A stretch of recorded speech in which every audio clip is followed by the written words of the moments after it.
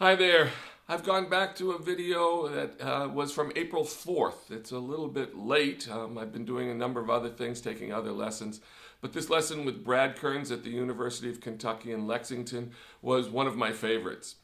Most of my teachers that I keep coming in contact with have identified me as someone who overanalyzes things. It's not because we want to do that, it's because that's the way we are. And so I think having a teacher like Brad was really good for me because he was able to immediately take me out of analyzation mode and put me in musical playing expression mode. You'll see him do this on the video by having us first start with duets, but the duets are very free. We get to follow each other's lead. And then we go to the Rochu etudes, which he blasphemously says are kind of boring at times. And we're not locked into having to play them exactly as written tempo-wise or rhythm-wise or style-wise as on the page. We swap back and forth. This was an amazing lesson for me. Once I got into the lesson, in the very few minutes, I wasn't thinking about how am I holding my mouth, how am I breathing, etc., etc. So I hope that you enjoy this lesson. I learned a lot from Brad, and I'm sure that you will too. Okay, we're recording now. Great. And Brad, thank you so much for being willing to participate in this. Thank you for doing this. This is great. So how would you begin with me if I was a first-time student coming to your studio? Pretty much every lesson I start with about 10 minutes of duets. Great. Sight reading duets. Yeah. Actually, sometimes it blends over into 15, Yeah. 20 minutes. But it was something I always enjoyed. In my lesson experience. And it was always something that we would kind of get to maybe once every few weeks. And it was a favorite thing.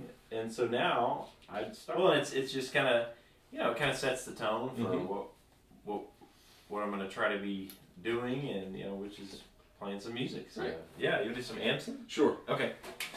And I always play the bottom part just to kind of let them do their thing, So start with little march number 12. Does that sound good? Okay. Yeah.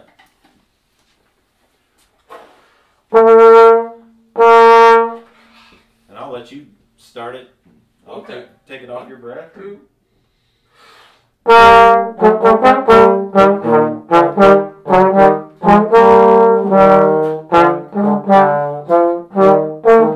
sorry, right there. Oh, no problem.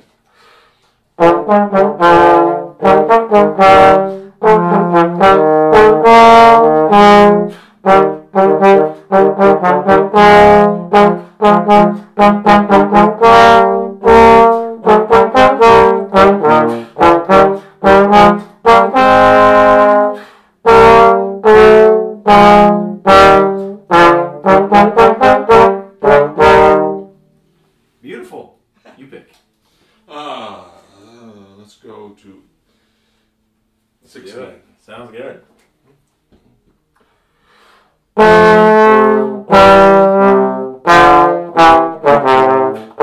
Do one more. Okay. Do one more. Maybe You pick. let's do this 33. Maybe I'll play top. Okay. And we'll try to throw each other some curveballs. So like tempo, let's just whatever. Okay. So if whoever we'll just see where it goes. All right. Kind of make it almost borderline ridiculous. Okay. Yeah, just see if we can keep up. Okay, with each so other. we're going to try and So- move around. And Yeah, move around, and it's Allegro. We'll start around that ballpark, but we'll kind of, Okay. see where it goes. And you're on the top. Right. Yeah. Okay.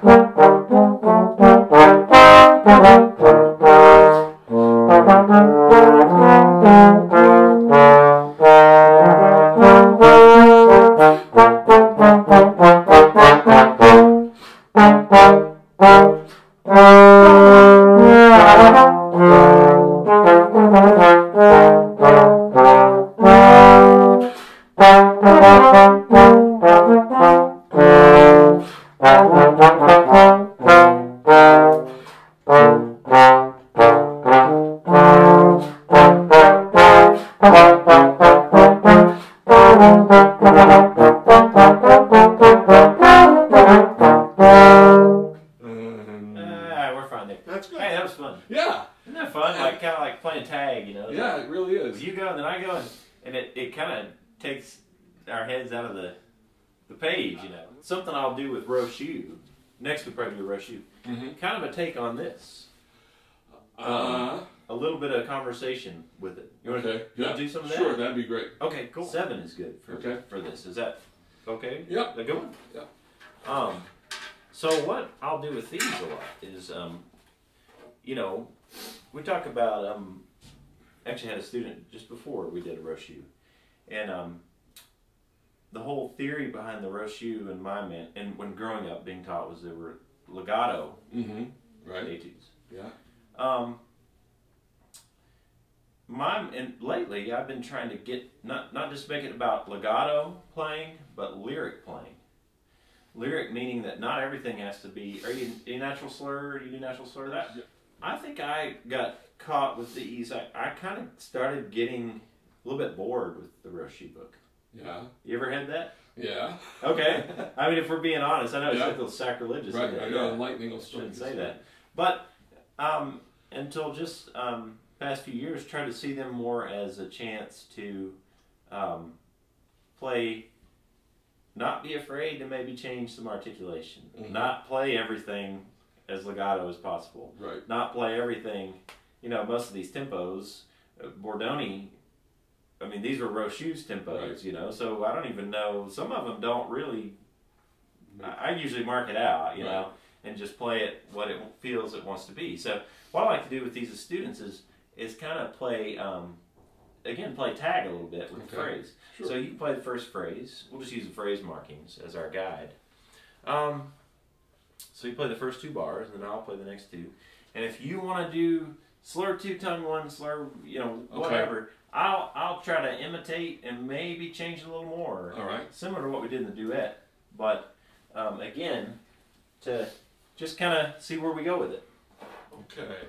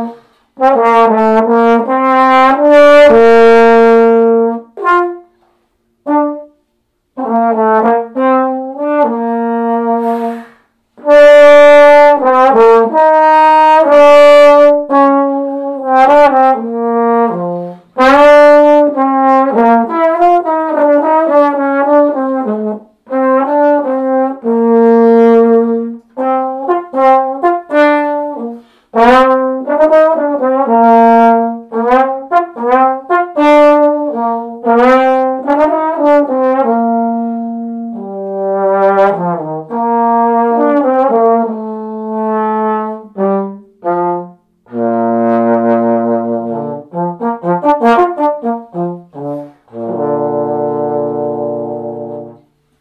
cool. Yeah. Then my disclaimer is okay. You can't do that. If we play this for a jury or something, we might get in a little bit of trouble. Both of us. Yes. It's like you might not get a jury grade, you might not want, and I might get a faculty evaluation at the end of the year. I might not want. Hey, my teacher told me to do it. Yeah, exactly. You told me to put these lists in here. But I think we did touch on a few things. You know, one thing I think it does is it takes some of the chains off of the row shoe. Mm-hmm. Has to be this and perfect, and you know, it's a row shoe. It's the Bible of trombone legato playing. Right. It's like sometimes we forget it's music, you know. And so for me, I noticed then students, well, you know, a lot of the stuff we did, it was fun with the glisses and stuff, but there was a sense of momentum and phrase that I think we definitely want to keep when we go back and put some parameters on it. You know, it's like now we can go back and maybe we'll go back and trade again right now, and we'll keep it in the standard row shoe-esque style. But I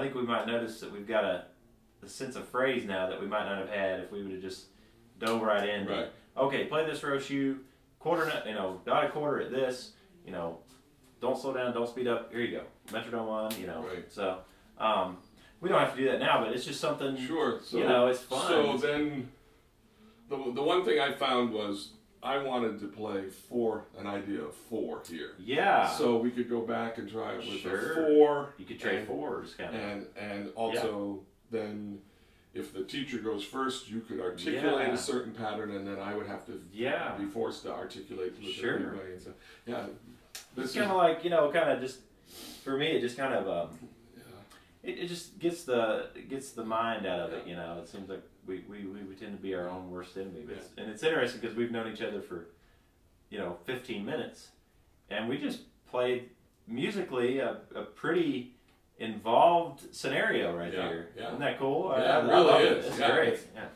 So, but why don't we do something now that you've been kind of like maybe we could do something that you use at similar school.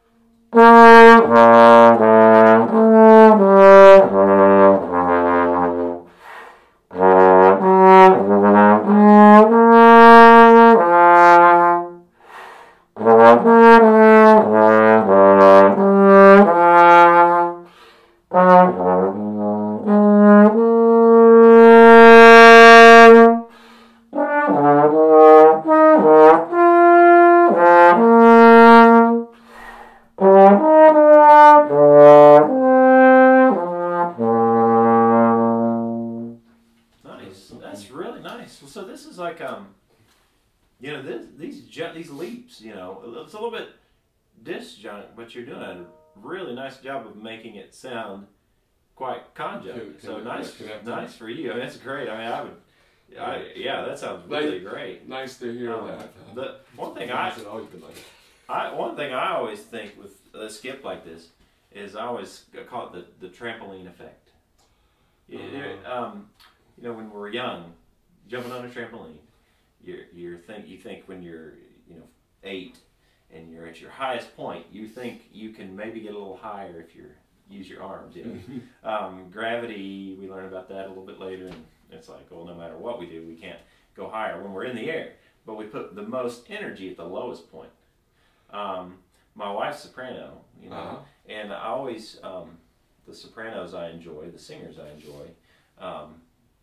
I'm not a big fan of the ones that yell at us, So my thing is the 3 L's: louder, longer, lower, like they all are together. Okay, so beep, wah, beep. So you trampoline off of that low A, and then relax on the upper A. Okay. Let the G happen, and then push back down is the low point again in the G F.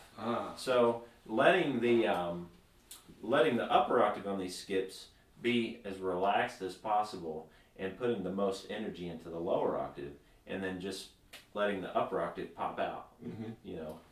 So I don't know. Maybe you could think again. You sounded amazing. Yeah. Can I try that? Sure. Yeah. Maybe I'll sing along. If All that's right. Okay, yeah.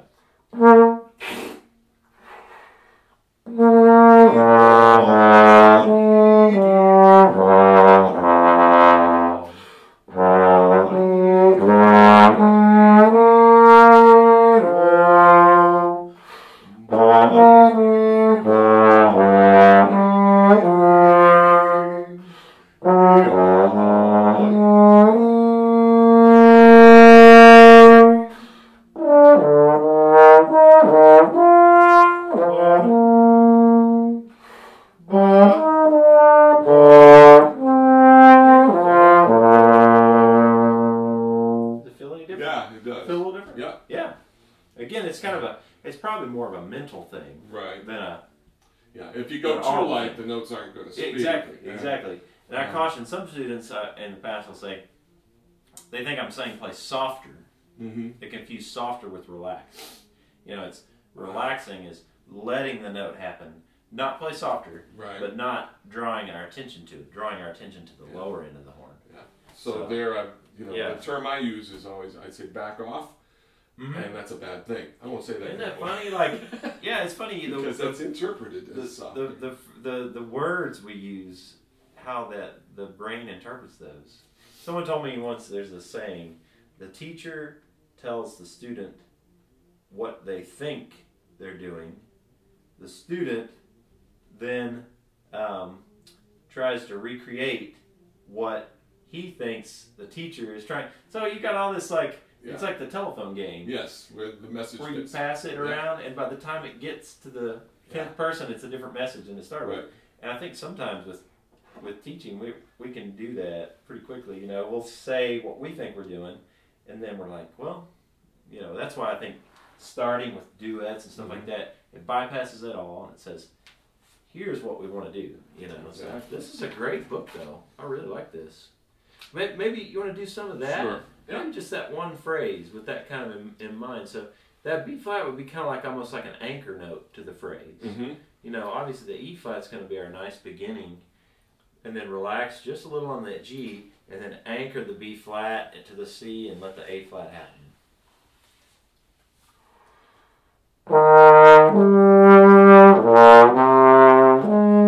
That sounds beautiful.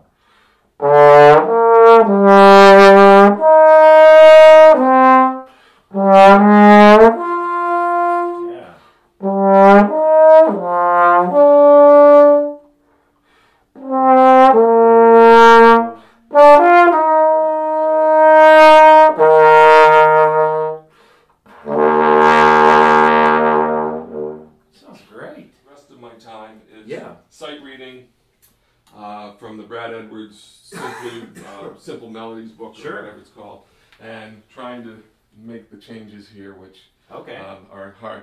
But last week, after going to the ETW, and I heard this piece, I said, well, maybe this is the piece I'm going to play when we go back to school. Yeah. I have a little bit of performance anxiety, so I force myself to perform when I go back to school at the beginning of the semester. So I've had this about a week. Yeah. And I'm wondering, I made some choices like maybe up to there on positions and things. Yeah. What do you think of it? I can't really play the piece yet. It's a great piece, yeah. But it is a wonderful piece. And yeah. For the video, it's the Fantasia by Hidas Friedrich. Is that how you say it, do you think? I believe so, something like that. Yeah. So maybe we could spend some time on this. Yeah, you can play the opening maybe?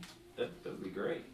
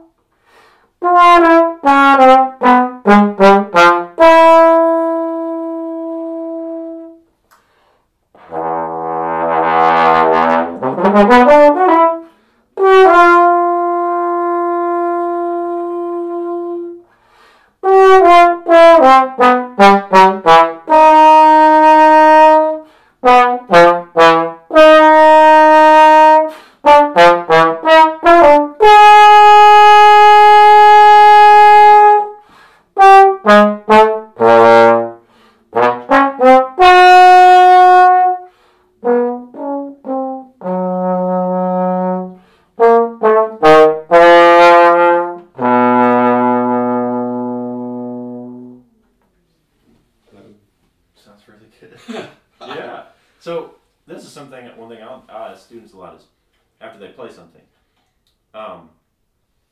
Was that a great run for you, or an okay run for you, not a good run for you, to kind of assess there? It was pretty much okay for where I am. It's not where I want to be. Yeah. I mean, that thing right there was just complete slop. But so I'd like to go back and make that better. But basically, yeah, I was able to do some of the crescendos, decrescendos, target notes. It's funny, the way the music looks, that gives me trouble for some reason. Like right here, I have the hardest time going from that E to the C with a clef change. Yeah. Or this thing, I start a bliss and it just comes out, and sometimes it's right, sometimes it's not even close. You know, I thought it sounded really nice. You know, again, I mean, it's unaccompanied. Right. So that's one thing. It's I think you're selling it really well. You know,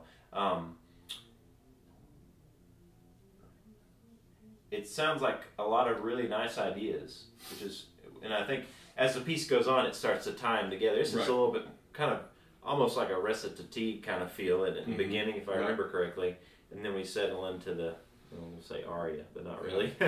I like what you did with that for sure. This one is tricky. So you want to do it? Is it supposed to all be in 7th? Well, just kind of that's you know, I sort of thought that's what they did. I checked out a couple of videos on TV to see YouTube and stuff, and that's what they did. Yeah.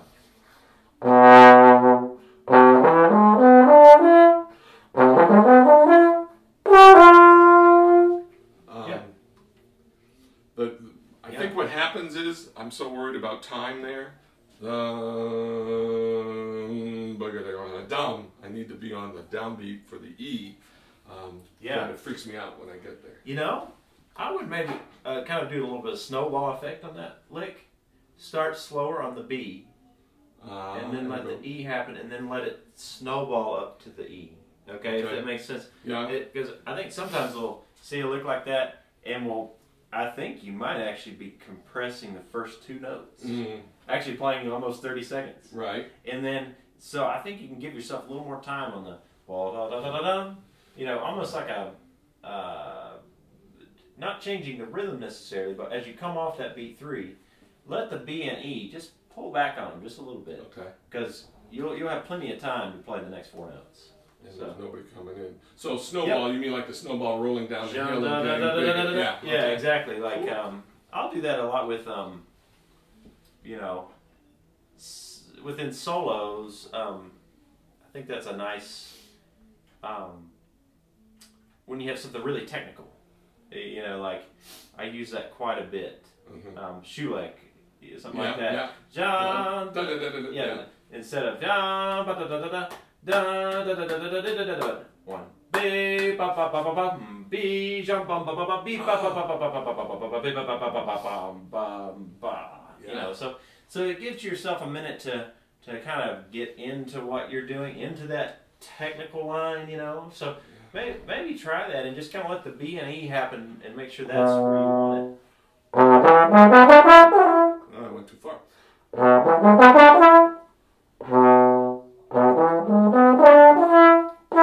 Alright, so now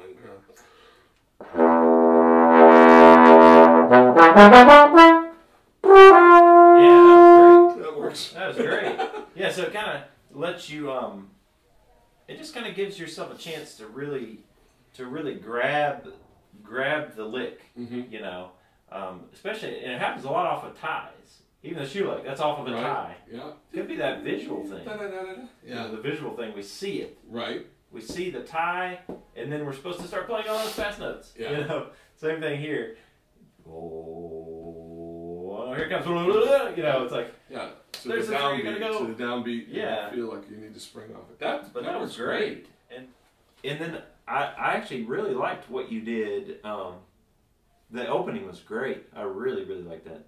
I would maybe push through the F a little bit more, just to spring off of it, so we can hear that that F to E, that half step. You know, that 7th. Yeah. I think bumpy. I think we want to hear more of the F. Okay. So maybe if we just start here and just push through that F, hang on to it to the last possible second, and then let the E happen.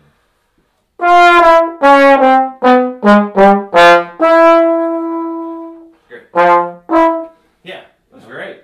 Yeah. So, and with any of these skips, especially the ones that we've got that recurring theme of the seventh. mm-hmm. I would probably tend to push through the lower end of it. And great singers in my mind, if it were singing an octave leap, they would, they would be yelling at you if they put the emphasis on the top note. You know, trying to think of "Somewhere Over the Rainbow." Mm-hmm. Somewhere. Now, I'm not Frank Sinatra, but typically I would rather hear "Somewhere over the rainbow skies" instead of "Somewhere over the rainbow." Yeah, absolutely. So the maturity comes, I think, from pushing through the lower notes. And it also, for me, this feels so much better if I have that focus. So like the A flat, that's a tough note after playing all this. And I think the D is going to be the note that we're really aiming for. The second note of this triplet? Or? This D right here, the preceding the D. one right before. Yeah, because, we want to get the momentum off of that D and really push through that D. The A flat is almost an afterthought. So you want to maybe take it right here. Okay. And really, when you get to that D, put a little more into it. Really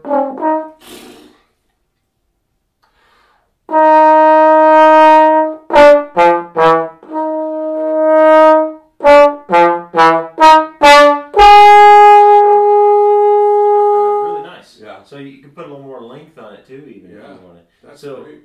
It just kind of. I noticed too that when students miss the high note, it's never the high note that's the problem. It's the preceding note. It's like oh no, here it comes, and then squeak out the high note. It's like, well, just push through the even with scales and practicing scales. I'll think of a 1 octave scale as starting at one volume and then being maybe a dynamic less by the time I get to the top.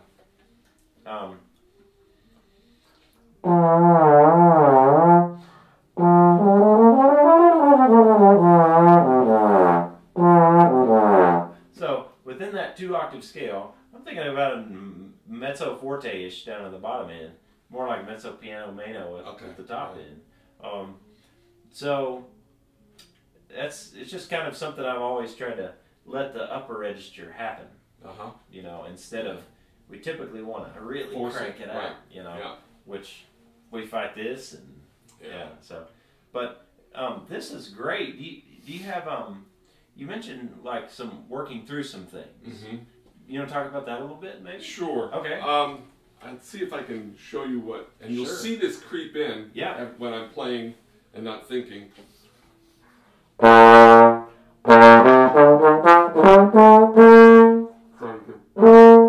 This was very loose. Okay. And so one of my first lessons with somebody, we were talking about buzzing, and he talked about keeping the corners firm. And I went, okay, cool. So I started doing that, and then between that, reading, and then a lesson with a Reinhardt guy, which I didn't know if you know about the Reinhardt thing, but first you set, then you place, then you breathe through the corners, and the mouthpiece stays on here the whole time until a rest point where you take it off. And so I've been trying to develop that, and then the next thing is it appears, although I hate to admit it, that when I was playing, if I was going up into the upper register, I was pivoting down a little bit because that's what I thought I should be doing. But it appears that I need to pivot up into the right a little bit. Really? As long as but whatever I do, I'm trying to get less motion here and staying more within the mouthpiece. I don't know what's going on, but you look in the mirror, it's not that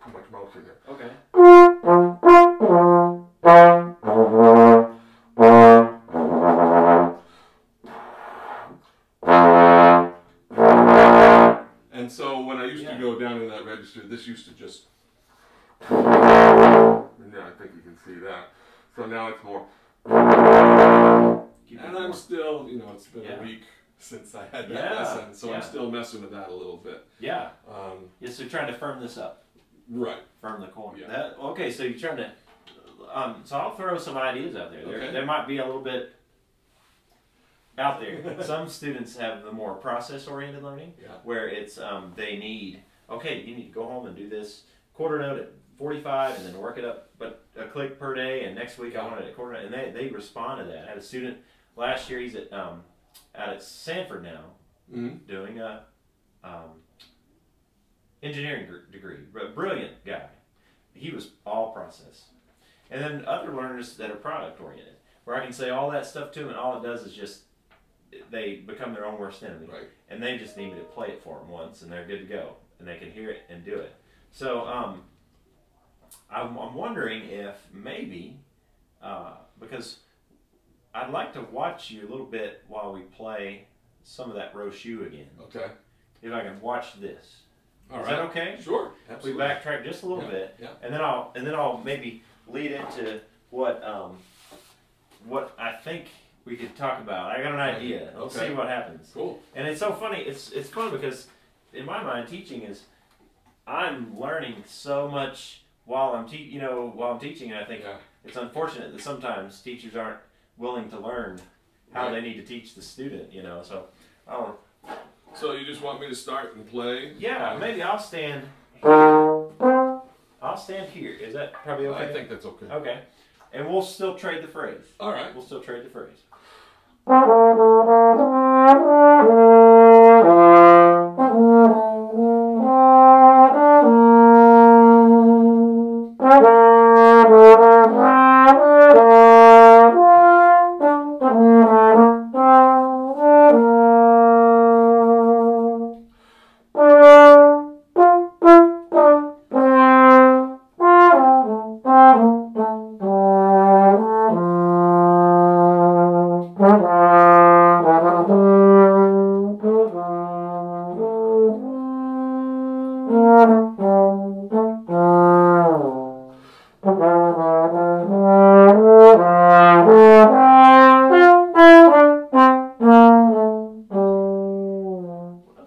Stop there. So, I see a little bit happening. So,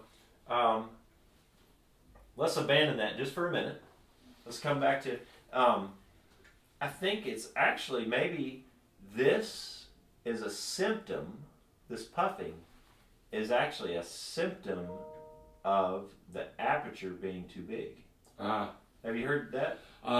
It makes sense because I actually don't think your corners are the problem. I think they're a symptom. It's like I could give you, if you have a cold, I could give you penicillin, right? But it's not really gonna do anything. Now, if you have strep throat, then the penicillin will work. Right. So I think the symptom is not the problem. So let's try this. I think the aperture might be a little bit too big. If I was going to do a comparison, maybe grapefruit, we might want to be lemon. Lemon, okay. So let's just do, can you do this for me? Just, now if I tell you to make your aperture smaller, it's going to make everything tight. Right. So let's, this is, again, just trying some things. Can you do, I call it sound like a fifth grader. I want you to get the most nasally sound. You're going to make it way too small. Okay. Just on the low B flat.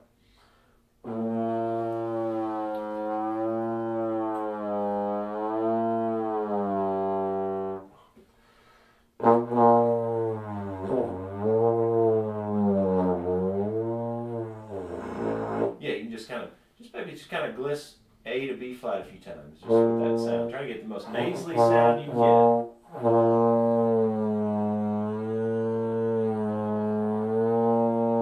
Great. Really good. Yeah. Now,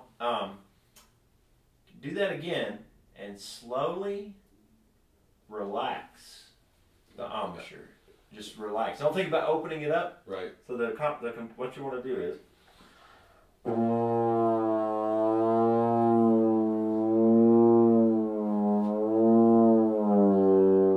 Okay, Just so kind of relax it open.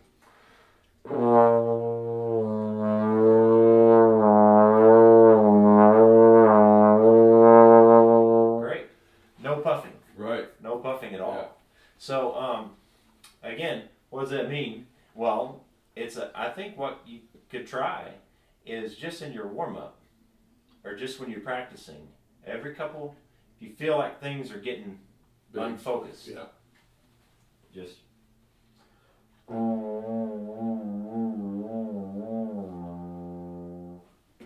bring it back in, and then play. Yeah. Play a bit more. So, you mind if we try the Sure. Hidash again? All right. Beginning? And you want... Maybe just do a little glitch like that.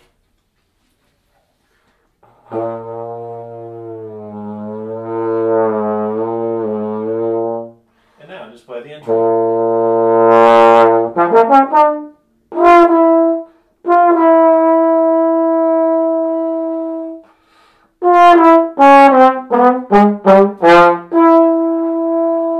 do a little glitch.